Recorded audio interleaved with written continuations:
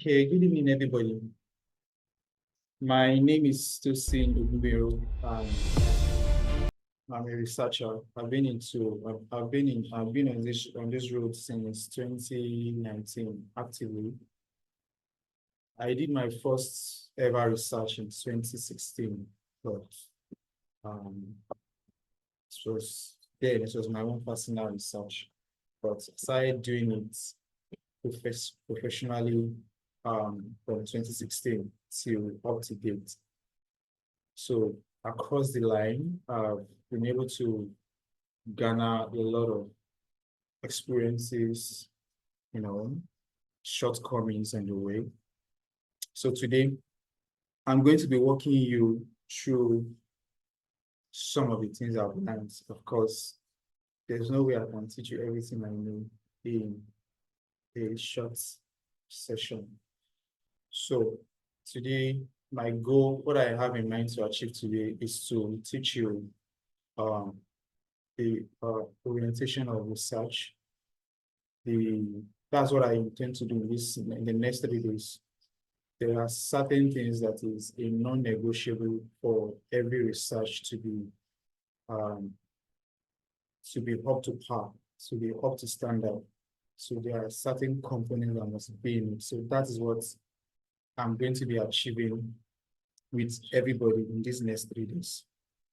So I want you to walk me through the journey. I'm going to be sharing my screen right away. I'm going to be walking you through my slide.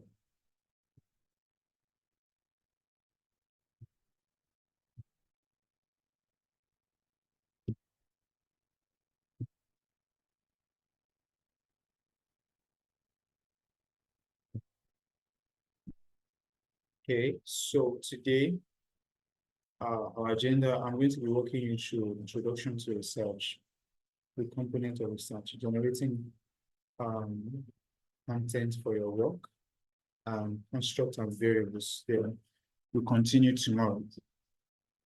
So I don't have introduction of research on my slide, but I'm just going to be telling you. Research is categorized as an academic writing. The major difference between academic writing and non-academic writing is it has a specific way it ought to look like. It has its own specific components, you know. And one major thing that differentiates academic writing from non-academic writing is references. You know, if you don't reference your work, it's categorized as academic misconduct, which they call plagiarism. So also within these 3 days, I'm going to be touching on references. So, but majorly, academic writing, especially dissertation, academic writing is basically categorized into two. We have dissertation and we have assessment. So these 3 days, I'm not going to be touching dissertation. I'm not going to be touching assessment at all. I'm just going to be focusing on dissertation. So dissertation, the main thing that differentiates dissertation from assessment is dissertation is more theoretically inclined, while assessment is more practically inclined. That means when they give you an assessment to write, it has practical implications, you get. But dissertation is more of testing your theoretical intelligence, theoretical wit. So by the end of these 3 days, I'm sure I should be able to have walked you through a certain road that's, if you are interested on this journey, you can pick yourself up from there and proceed. So I'm going to be going straight into components of research. Okay, what is research writing? I think I just said what research writing is different from other forms of content creation. it's academically inclined, it has references, it has certain components, which I'm going to be walking you through. So across the years, because this will be my 4th year of doing research orientation consecutively, and across the years, I've been able to teach people that research writing has 2 components, which is structure and content. And it might be to explain to people the difference between structure and content and the importance between the 2. Structure is more like what skeleton is to your body. And content is what flesh is to your body. You know, without skeleton on your body, on your human body, your flesh will fall apart. So it is your bone, it is your skeleton that is holding your body together. So that's what structure is to an academic writing. And then on the other hand, we have content. So let's look at what structure is. Like I said, structure is more like skeleton of a work, while content is like a flesh. So your structure is expressed through your outline, your chapterization, your subheadings, the arrangement of your work. And said here, most of the time, structure is not something you have to wrap your head about. Every school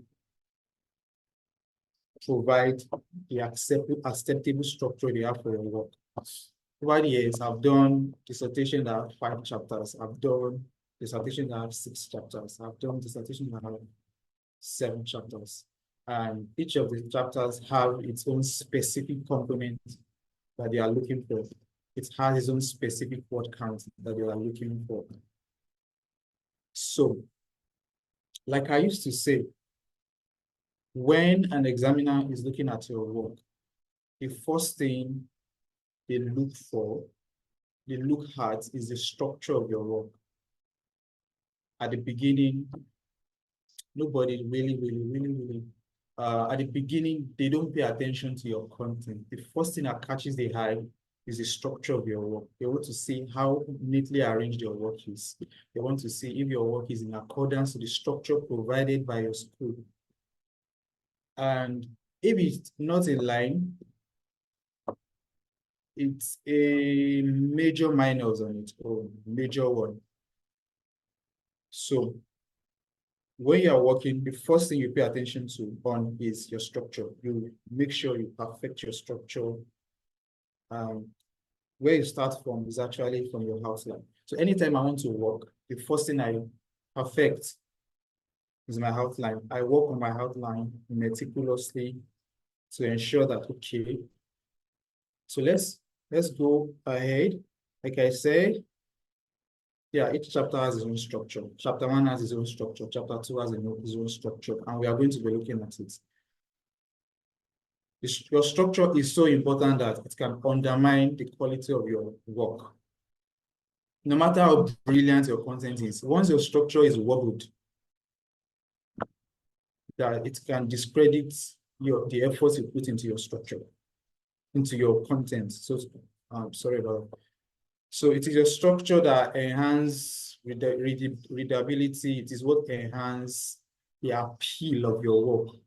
For instance, when clients reach out to me to check out their work, maybe somebody else wrote the work and they want me to go through it to be sure before they submit. The first thing I look, the first way I know if that person knows what they are doing or not is the structure of the work. Once the structure of the work is somehow, just feel like, no, the work is, you get what I'm saying? So part of your structure is the fonts you use, your font style, your font size is part of the structure. Academic writing, there are specific structure that is allowed. Time New Roman is part of it. Area is part of it. There's one other one, Calibri. So majorly is Time New Roman, area, and Calibri. Anything other than that, they don't normally, is not normally acceptable. And the font size is most of the time 12. We get the headings of the chapters, it can be font, it can be size 14, while the content is size 12. So those are the structures. They are very, very important. So I pay attention to it. Very, very important. Then when those things are in place, in fact, there are marks allocated to structure on its own. So when those things are now in place, then they can now, when your structure is wobbled, it can create a mental barrier in the mind of an examiner. So sometimes when I'm looking at a work, I'm not even gingered to read it because the structure is putting me off. So this is very, very, very, very important that you pay attention to your structure. So said example of the structure of your chapter 1 is background to the study, statement of the problem, research, aim and objective, research question, significance of the study, scope of the study. So depending on the school, this might change, but majorly background to the study, it can either be background to the study or they call it introduction. Statement of the problem is always there. Aim and objective is always there. Research question is always there. They can call it significance of the study or justification of the study. Scope of the study too is important. In some instance, they can tell you to put structure. In some instance, there might be definition of terms, the definition of key terms. But these ones, they are more like, they are consistent no matter what the school is. So let's go ahead. So let's talk about the content. So your content talks about, like I said, your content signifies the flesh of your work, while your structure signifies the skeleton of your work. So part of your content, we're talking about the coherence of your work, the readability of your work, the articulation of your work, the flow. That is what your content is talking about, the justification of your work. Your content shows us the researchability of your work. Your content shows us the work you have put into your work. It is your content that shows us whether you're a lazy researcher or you're a diligent researcher. Your content, references is part of your content too. There are some examiner, the first thing they look at is the number of your references. The number of your references shows them whether you've put in the work or not, and your ability to be coherent in your presentation. That talks about your content. The relevance of the content you put forward, that talks about your content. So if your structure is in place and your content is in place, nothing can stop your work. So that we don't just, so that it's not just theoretical. So if you ask me, so how do you source for content? Because we are dealing with academic writing. Like academic writing is not just inspirational, so to speak.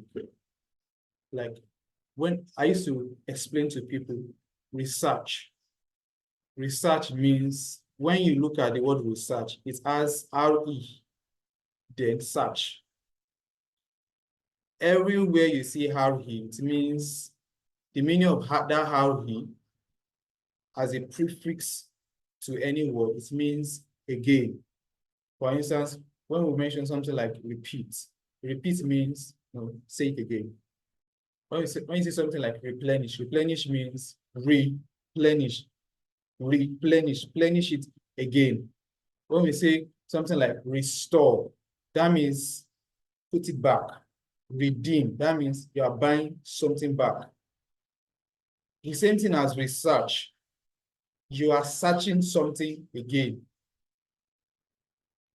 You get, that means you are not the most likely, you're not the one that puts what you are searching there. That it is already there. It is your job to go and search it. And in your bidding searching it, there are resources and materials that will help you and aid you along the way.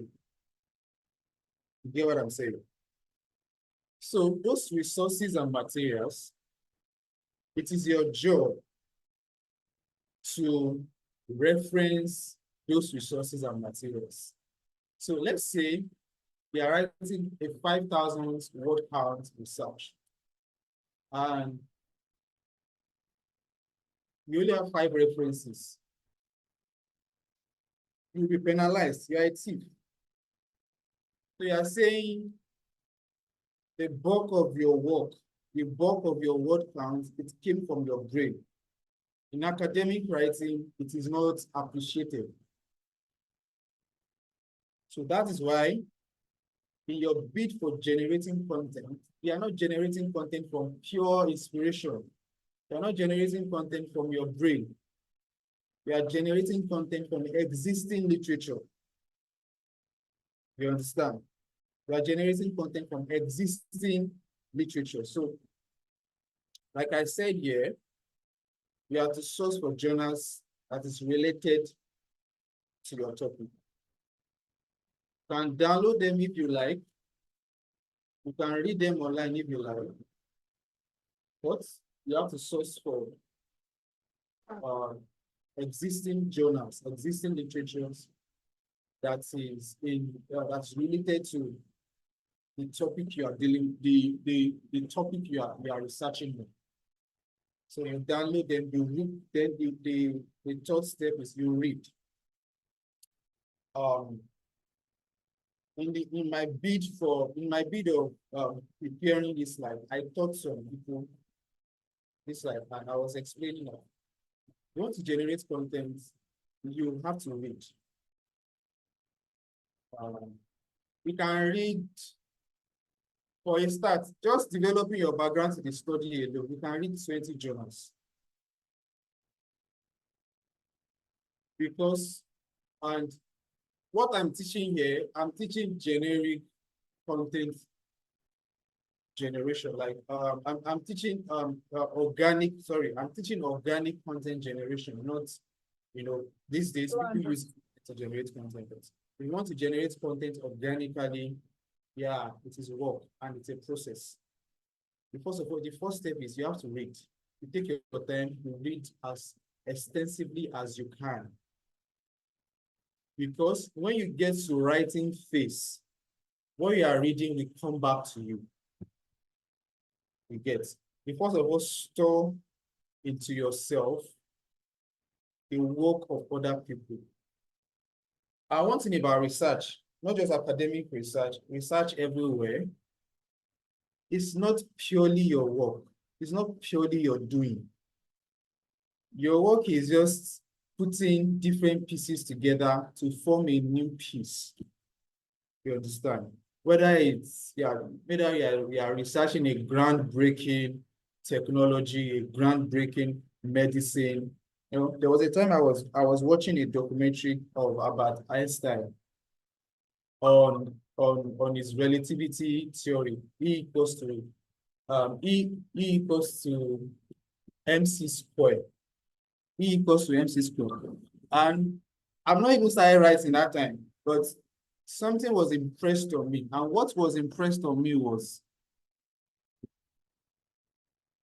nobody, everybody, we have to stand on existing protocols, so to speak. Everybody, every one of us, we have to lean on the work of people that has come before us. Nobody find anything purely on their own, nobody. So when I was looking at that, and this documentary I'm talking about, I've watched it maybe, I think it should be more than 10 years ago now. But one thing I was able to bring out of that documentary is that nobody find anything on their own. We have to lean on the effort of people that has come ahead of us. And it's the same thing with research. When before Albert Einstein was able to formulate that formula, E equals to MC squared, he had to lean on the work of some people like people like Maxwell, that great mathematician. He has to lean on the work of Maxwell. He has to lean on the work of Michael Faraday. No, you have to lean on the work of so many other people. It's the same thing with research. You cannot just say you want to write research, you just sit down on your system and one spirit will just come and you just start writing. No, it doesn't work like that. You have to actually read. You have to actually read. And you have to source for journals and all that. So the example we are using today to bring what I'm saying home is the impact of generative AI on digital marketing productivity. So in order to bring, so yeah, here I was talking about, in generating content, I was talking about the law of purchase. So the law of purchase visually is talking about, let's say somebody have an accident and they break their leg. And in the process of healing their leg, and they want to start exercising that leg to be able to walk again, they have to use a walking aid. As a researcher, your own walking aid is existing literature, existing work. So any work you want to do, let's say you want to develop your background in the study, you download journals, you look at it, you look at maybe 5 different journals or 10 different journals. You look at it, how did they structure their journal? What was in their first paragraph? What was in their second paragraph? What was in their third paragraph? What was in their last paragraph? You look at it. You are not doing copy now. You are not doing copy and paste, but you are more like mirroring what they did in order for you to lean on it to write your own. As you, in fact, even savvy researchers still do it. There are notable journals that you can download and look at it. What do they write in their first paragraph? What did they write in their second paragraph? You look at it. You can stay with it. And then you start giving you an idea on how to write your own. So that is my law of purchase. You use a walking aid in order for your leg to be strong enough to stand on its own. So the walking aid you use in research is existing literatures. All right, let's go ahead. So I'm going to, so you cannot generate content effectively if I don't talk about construct and variables. You cannot generate content effectively if I don't talk about construct and variables. Construct and variables, they are the fabric of your work. Okay. Construct and variables, they are the fabric. Sorry, if you can still hear me, let me see. If you can still hear me, let me see your hand. Also, God.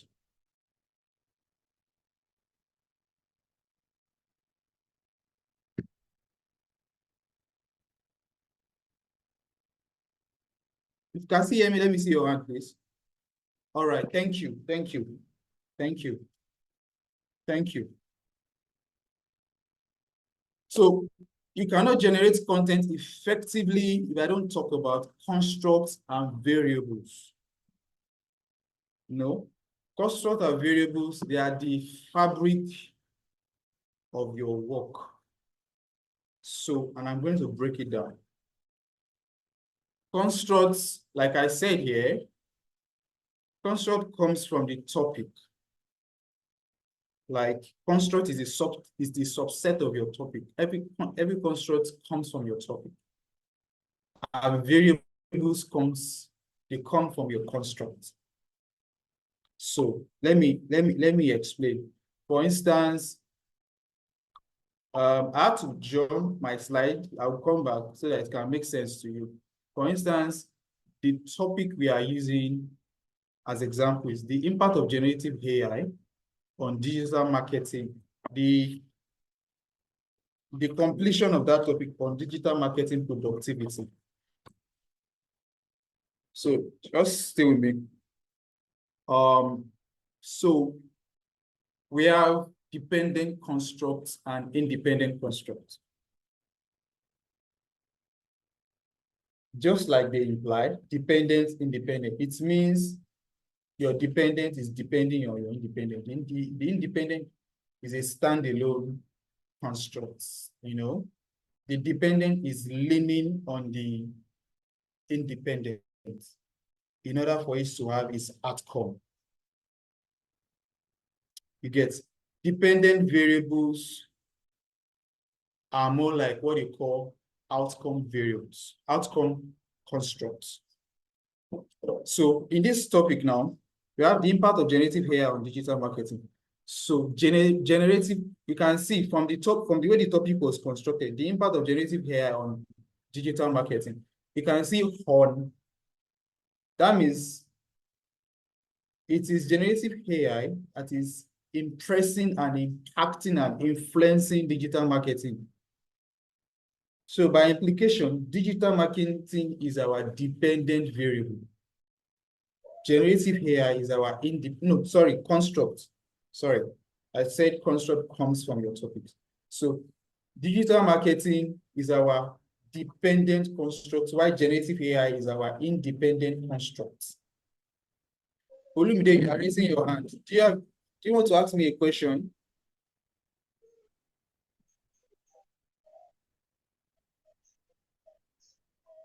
All right, let's continue. Don't worry. If you have any question, you ask me when I'm done.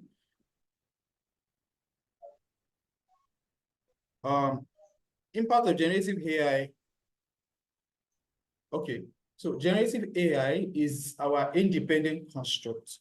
Digital marketing is our dependent construct. So in order for us to move forward, we will derive our variables from these two constructs. You get? We will derive our variable from these two constructs. So the essence of we having variables and constructs is so that you can break down your objective into something to a focused direction. When we say the impact of generative AI on digital marketing is too broad, and in my past trainings, I used to teach on how to, one of the first things I used to talk about is how to choose a researchable topic, but I'm not going to talk about it here. You know, but if you want to choosing a researchable topic, constant variables is also part of the configuration. Constant and variable is the thing you have to put into consideration. So when you are choosing researchable topic, you choose something that is not too broad, but after you choose it, you have to still narrow it down further through your construct and variables, and it will reflect on your objective. So if you want to break down generative AI to variables, generative AI, what is generative AI? Generative AI is basically popular, common AI tools that people use to generate content. ChatGPT is one of it. So ChatGPT is one of our variables. And before I go forward, your independent variable, your independent construct, you can decide to use just one variable for your independent variable. Why you have many dependent variables, and you can decide to have two. But it's not always advisable that your independent variables is too much, because it will reflect on your literature review, to reflect on your research instruments and all that, to reflect on so many things. But we are going to get there. So in determining our variable for generative AI, ChatGPT is part of it. Meta AI is part of it. Chatbots, it's part of it. And life is easy now. If you don't know, you can hack. You can hack Google, and you can hack your AI to break it down for you to construct and variables. So, but digital marketing, our variables that we can use for our digital marketing, it involves content generation. You know, it involves, sorry, it's somewhere. It involves content creation speed, content personalization, you know, engagement rates. So those are our variables, and our variables will reflect in our objective. We started from constructs, then we broke it down further to variables. And I told you the essence of doing this is to make your work to have a focus, such that if somebody else decides to choose your same topic to research on it, you might not arrive at the same variables. You get? And your variables, your choice of variables also determines the purpose you have in mind that you want to achieve with your work. Your choice of variables can reflect the research problem that you have identified. All right. So in this case, because I've done my homework, I've determined my construct and variables before this class. So I've been able to form two objectives for my construct and variables. So I said one of the objectives for this topic would be to examine the efficiency of AI on digital marketing productivity. Another one could be the effect of AI generated content. No. Sorry. Okay, because I made a correction. Okay, maybe not on this line. So what I was able to correct it to is that, sorry, I'm going to correct this slide later. So one of our objectives, just listen, the objective on your screen is not what I want to use. So because I've been able to identify my independent variable as ChatGPT, and I can decide to use two variables for my independent variable, and I can decide to use one. But in my case, in order not to complicate things too much, I want to stick with one, because when I choose one, it is easy for me to go deep. If you choose two, the only purpose for choosing two is just to do some comparative analysis on your two, and then depending on your topic. But in this case, I want to use one. So I'm using ChatGPT. So I'm going to be saying, to examine the efficiency of ChatGPT. ChatGPT is my independent variable. Don't forget that. To examine the efficiency of ChatGPT on, so this digital marketing now, I'm going to substitute it to one of my dependent variables. Don't be confused, please. Don't be. Which is one of my dependent variables is content creation speed.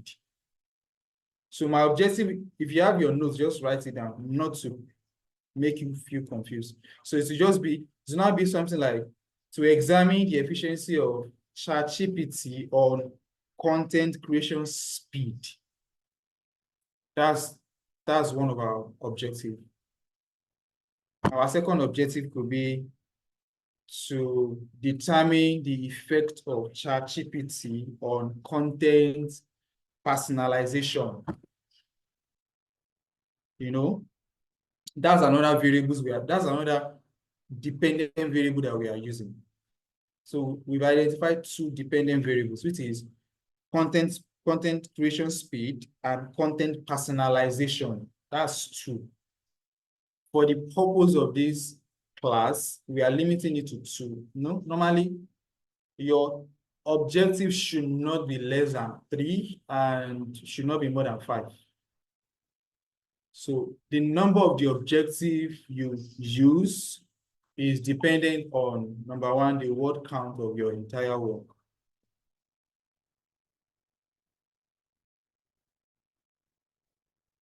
The word count of your entire work. That's number one. You should put that into consideration. For instance, if your entire word count is 8,000 for your chapter 1 to 5, you know, depending on the depth, also the depth of your analysis and the type of your analysis. For instance, if you are using mixed method and your word count is 8,000, you should not use more than 3,000. You should not use more than 3 objectives. Because if you use, let's say you use 5, at the end of the day, you have more word count than necessary. Then you will now be looking for something to cut down. You know, that's you stressing yourself. So, but from the beginning, you can determine a lot of things. You understand?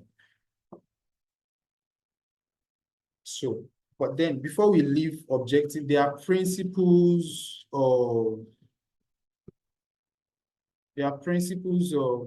creating or develop. Yeah, there are principles of developing objective. You want to develop objective. The number one principle is, you know, identify your variables. Number two is there's a way you phrase objective. You don't phrase it anyhow. You have to phrase it. And then listen to me carefully. Depending on the type of, I'm going to be teaching methodology on Saturday. Very, very important. So depending on the methodology you are using, it's going to also determine the phrase you are going to be using. For instance, if you are using qualitative analysis, which is interview and all that, or you are using systematic review, you use more to explore, something like that. But if you are using quantitative, you use something like to analyze, to examine, to determine, to evaluate. But then generally, you use phrases like to examine, to analyze, to explore, to determine, to evaluate. That's what you start your objective with. You don't start it anyhow, you know. So that is it about research objective. I didn't talk about research questions there, but this thing is, the breakdown is your construct comes from your topic, your variable comes from your construct, your objective comes from your variables, and then your research question comes from your objective. Your research question cannot be different from your research objective. The only thing that is different is the way you phrase it. You get. For instance, let's go back to our objective here. Okay, the right objective is here. Let's go back to our objective here. To examine the efficiency of ChatGPT on content creation speed. Your research question for this research objective will now be, what is the efficiency of ChatGPT on content creation speed? So just like research objective has a starting phrase, research question so has a starting phrase, just like what is, to what extent, is majorly what question, and yeah, to what extent, to what degree? I'm thinking we don't normally use, probably occasionally we use how questions, but majority of the time we use what questions. To what extent? What is? Because what and how is different from each other. So what is, you are talking, what is signifying a certain thing, how is descriptive. So majorly we ask what questions, not how questions, because what is definitive. You can quantify what, how is descriptive. All right. Okay. So we've been able to, yeah, we've been able to touch construct and variables. I think to a large extent, we've been able to we've been able to cover our objective for this night. So at this point, if you have any question, you can ask me so that I don't take too much of your time.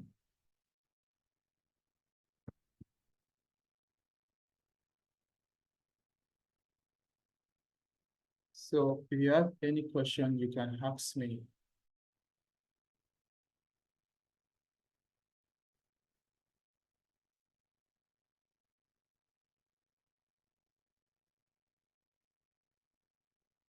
All right.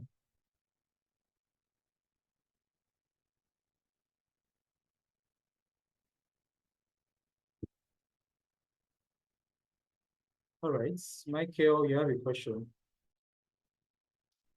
All right. Yes, sir. Thank you so much, sir, for the session. Really appreciate, sir. Okay, my question is that you made mention of certain words we use for the kind of analysis.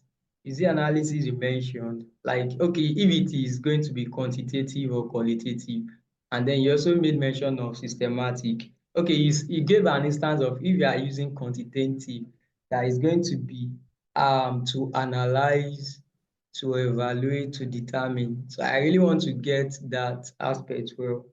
And also for the systematic, I want to get that aspect well, sir. Thank you, sir. All right. What I'm just saying there is you're kind of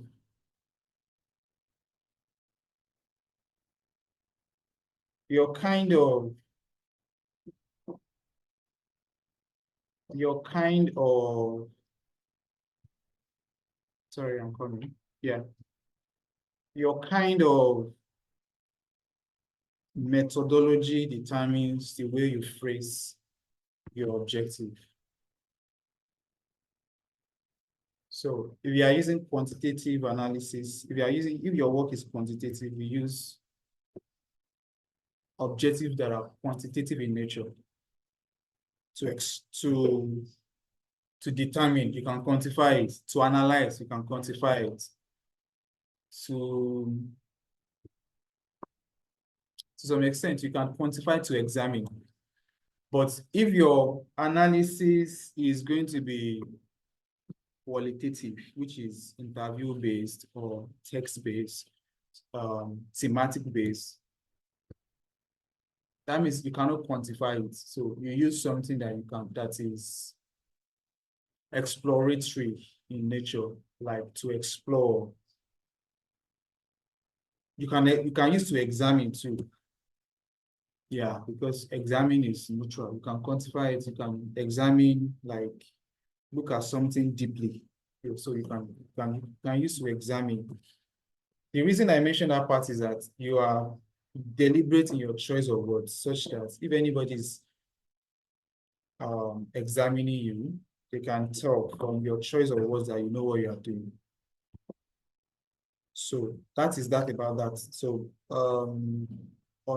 we're going to be talking about methodology on Saturday. Tomorrow we're going to be talking about literature review. We're going to be talking about literature review tomorrow. Components of literature review. what ought to be in your literature review. All right, Mr. Opadotu. Jesus, I'm scared. Yeah, you can unmute yourself, sir. Oh, thank you so much. Good evening, sir. Good evening, How you sir. doing, sir? Fine, How's the sir. work going? Thank you, sir. Thanks for this training. Thanks for this. I'm actually on transit. I wish I could have got to know so that I'll be able to use the video section. So that's you. I apologize to. I'm not home yet, so but I just thought, okay, I need to join the class. So, thanks for what you are. Listening us to. Thank you, thank you, thank you. I just want to buttress the response to the person that asked the question regarding the structure of either qualitative or quantitative aspect of analysis. And you made mention of something like a systematic review of analysis. Yes. I hope the person that asked the question is hearing me. Yes, sir. Michael, Thank are you, you still sir. there?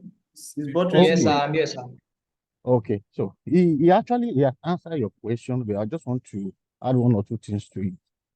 So when we are talking about a systematic review of analysis, based on the goal of your dissertation or the gap that you want to fill, when it's a systematic kind of analysis, you have a target of the number of literature that you want to review.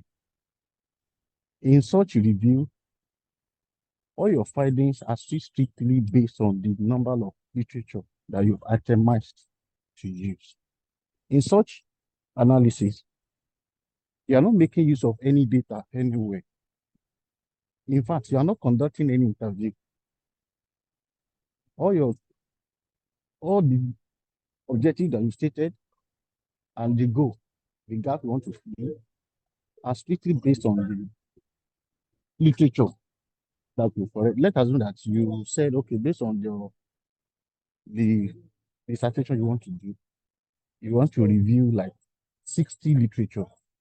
You now group the 60 literature in maybe one from Nigeria, maybe local literature, some like all these abroad, all these foreign papers. Now, your finding from those papers are the one that you are reporting, and they will capture the goal or the objective of your dissertation. Those are the one we call systematic review. So basically, you are reviewing literature strictly. So in those kind of areas, you can look at the impact of COVID-19 in different sectors. So you look at 2, 3 sectors, you review paper in one sector, you review paper in another sector, look at how COVID-19 affects another sector as well. So based on those paper, that's when you provide your response and the solution to any question you raised in the research question. So that is that. Then concerning the qualitative, like the tutor has said, our trainer has said, you structure some questionnaires, you provide some interview to capture those ones, while your quantitative has to do with whether primary data kind of or secondary data. I don't know whether you got what I'm trying to say there. Yes, sir. Thank you so much, sir. So, I really and appreciate it. everything still boils down to what you said regarding the methodology. Your methodology, the choice of method you intend to use, still determine how you structure your research questions and your research objective. So that's why chapter 1 to 3 of every work, every dissertation, every thesis is very, very key. You must have the scope of all the chapter 1 and chapter 3 in mind while trying to work. So thank you so much. And that is that. I don't know. I don't know the plan for this class. Maybe later myself and the tutor will talk. So I have one or two things to say. Thank Thank you so much. I appreciate the time. Thank you so much. Uh, thank you so much, sir. I really appreciate that input. Thank you so much. Thank you, sir. Yeah. All right, Mr. Oni, you are raising your answer.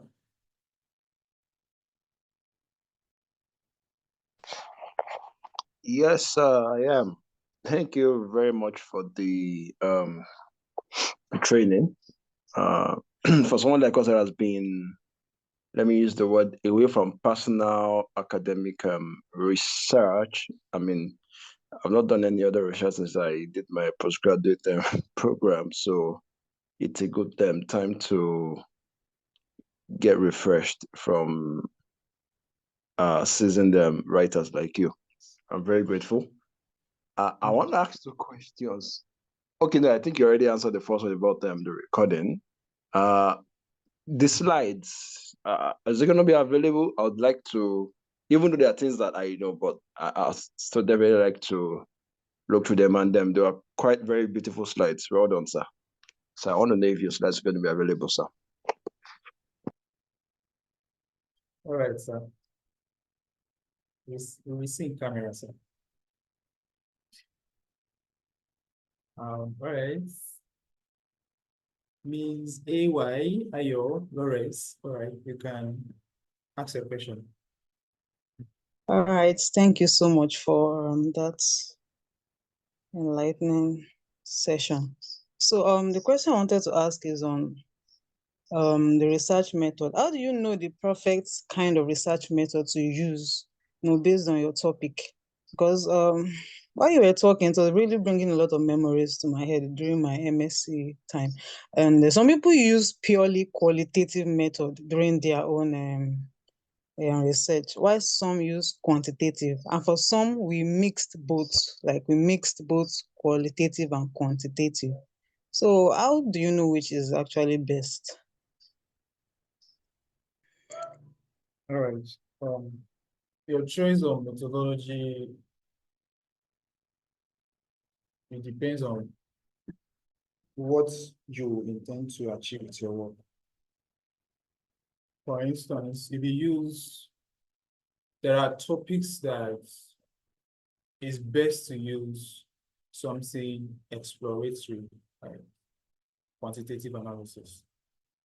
And some is best to use quantitative, some is, you can mix it up. So depending on time and resources also is also a factor in choosing your choice of methodology.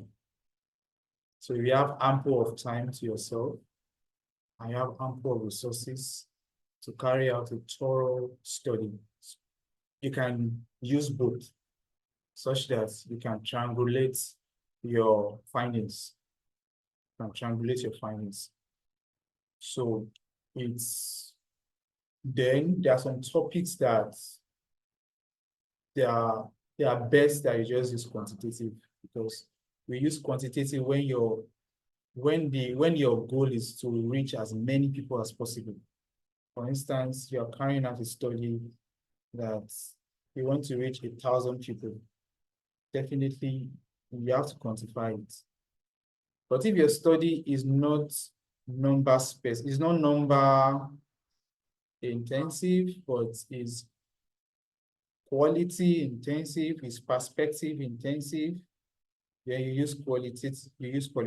That means if you can get 10 to 15 quality interview, it will do, you get.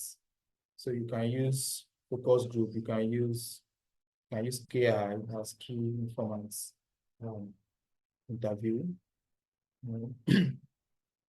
So it boils down on the goal of your work, your budget, the time you have available to you. So those are the things that majorly determines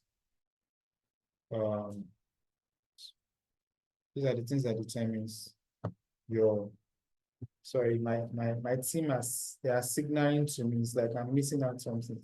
Let me hear them out.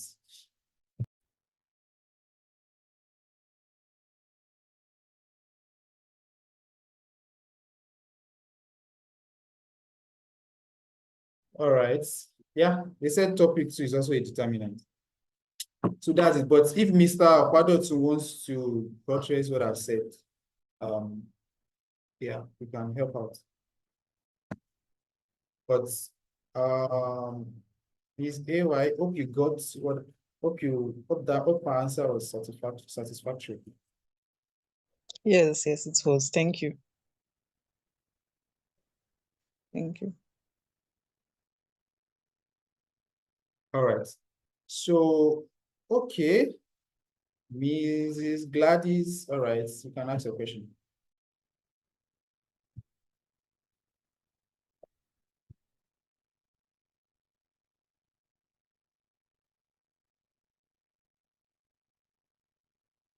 I'm listening.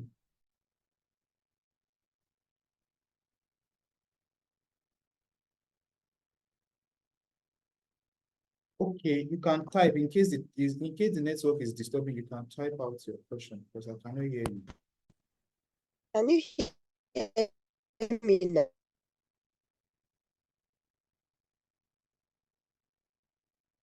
Kindly type out your question. It's Yeah. like your network is not. Okay. Yeah, type out your question first. It's not stable. Oh, oh, okay. Okay. Thank you. Yeah.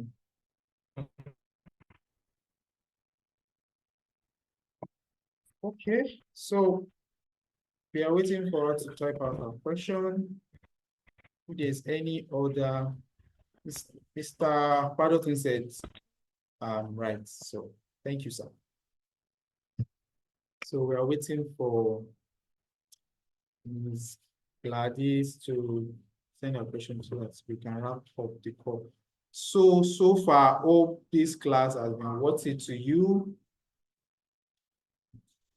Hope this class has been worth it to you. Tomorrow, we are going to be touching on literature review, component of literature review, component of theoretical review, empirical review. What's the difference between theoretical review and empirical review? What's the difference between conceptual review, empirical review, and theoretical review? What's the difference? What is a research gap? So tomorrow we are going to be addressing that.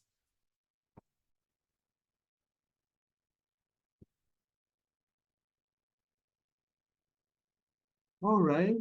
Thank you, sir. So to the rest of hope it has not been hope it hasn't been a waste of your time. Hope I've been able to deliver according to expectation. Yeah, it's like our network, because I can't see her on the call anymore. It's like our network has so probably we will pen. Okay, she's back. Okay, all right. I can see her question. She said, usually I notice that the independent variable comes first before the dependent variable in such topic. Is it always so? Yes. Yes, it's always so. To a large extent, it's always so. Because the independent construct, the dependent construct is actually needs the independent construct for there to be an outcome. So the independent construct is just like a mother. The dependent construct is just like a child looks up to his or her mother to get life, to feed, to get a lot of things. So yeah, it's always come first. Mr. Okwadotu. All right, sir. Kindly unmute yourself. Okay.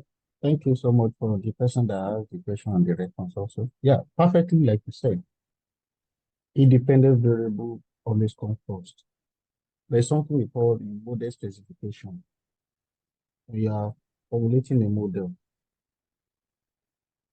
You have independent variable, which is a function of other factors that could determine or that could relate to that particular dependent variable. So dependent variable is that you are testing something on something. So if you remember, there is something in economics when they talk about the demand and price. Say quantity demanded equals F of P. So whatever you want to buy, the quantity of goods you want to buy is a function of the price. Look at fuel now, where you used to buy 5 liters before at the rate of maybe 6 something, 7 something. Now that the price is around 1,002, 1,001, it shows that the quantity, the liters you will buy is now a function of the price. So the price there is an independent variable. But the quantity that you are to determine what you want to do is a dependent variable. And on the other side, we now say there may be some other factor that will affect the quantity of the fuel, the liters that you buy.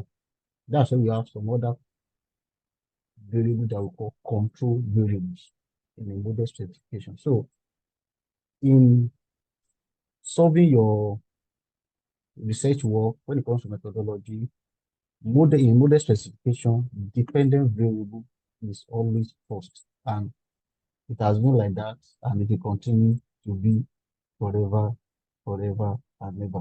Whether, irrespective of the software you use to do your analysis, dependent variable always comes first, because it's the one you want to test other things to know how they affect that particular variable, which is your dependent variable. You want to know those ones that stand alone, because price stands on its own. Price varies. It's the quantity that affects you. So the quantity that affects you is the dependent variable. So, the quantity of garri or the cup of rice you are going to buy at the market is a function of price, some other factor that could be your income and some other things like that. So, ever since the existence of research, dependent variable always comes first, and it will continue to be. Okay, what's the second question? My second question is that I see people choose chi-square for analyzing their data without any justification for choosing it. How does research objective determine the method to be adopted for analysis? Okay. Our tutor, do you want to respond to the question as we say one or two things about that? You can proceed, sir.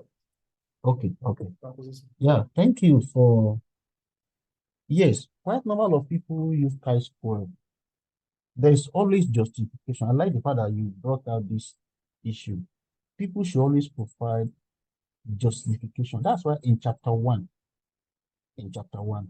there's always justification for your study. And if I'm not mistaken, that should be the second to the last subheading in chapter one, or some people it's going to be the last subheading. Where you have some operational definition of terms, that will normally come last. But if there is no operational definition of terms, you have justification for the study or justification of the study. And in that justification of the study, it will be captured how you want to achieve those stated objectives. And in the way you want to achieve this stated objective, there are some things that they are status quo. They are just like that. When you have to test, when you have to run some tests, whether you are using SPSS, you are using EViews, you are using Stata, there are some tests that have to be conducted. They are preliminary tests. They have to be conducted so that you can achieve your stated objectives.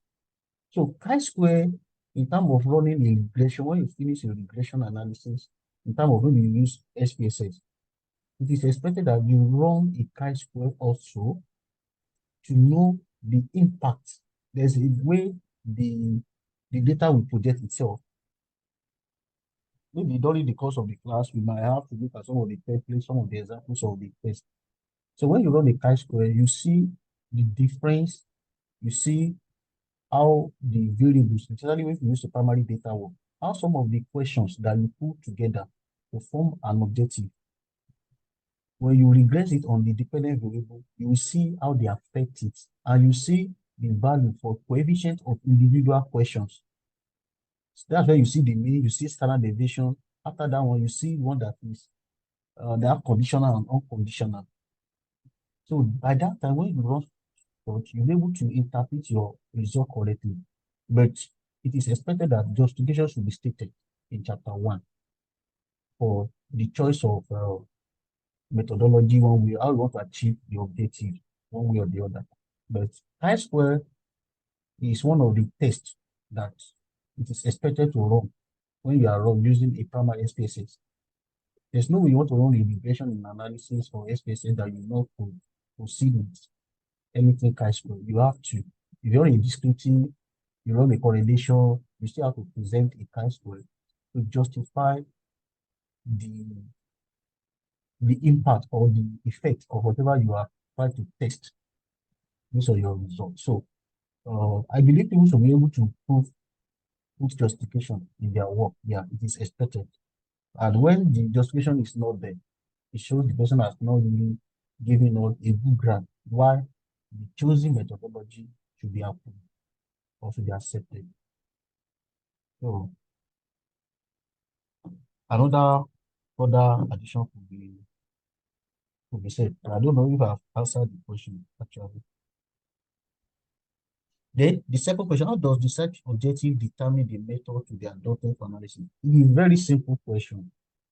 Once you stated your objective, from previous studies, you will have known the nature of methods that they've used to achieve such stated objective.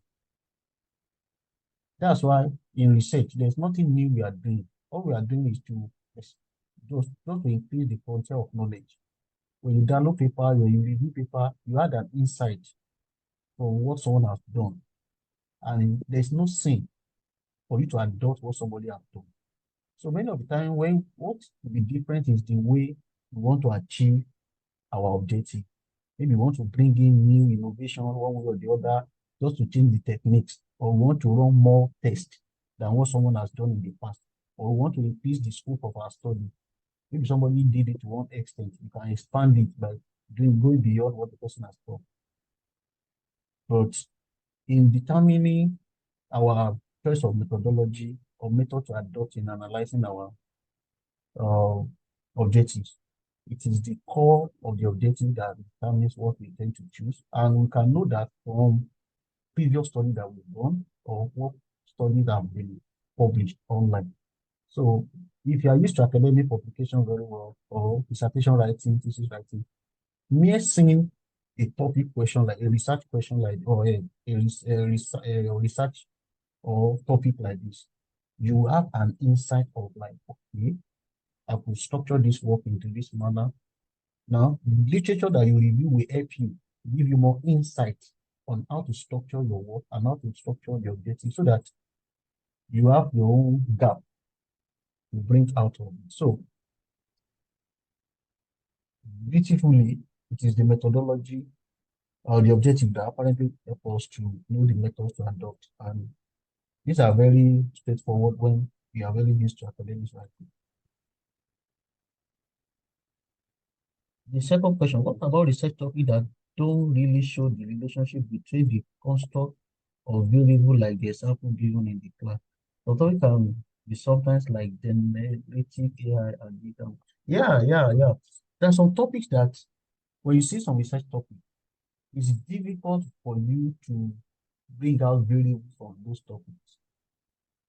You might not really know that, okay, this is variable. The one thing is that there is no researchable topic that doesn't have its own dependent variable or independent variable. In all the topics, look it carefully, the way it's been structured, there is something you want to achieve. Whatever you want to achieve is your dependent variable. And it is difficult to see some topics that will not have something related to 2 or 3 variable or concept. So, to me, I believe the topic will be structured in any manner, but deeper inside of it, the author has something in mind I want to achieve. And whatever the person wants to achieve will guide the person to choose the variable to use. Now, in some situation whereby we don't have a variable to capture what is being stated in the topic, that's why we have a proxy. There are some variables that they are not clearly stated like that in research. You can proxy them. We have some proxy for some variables. Like, let me say, in economics, we have a variable that we call institutional quality. Institutional quality is not clearly stated in any data anyway.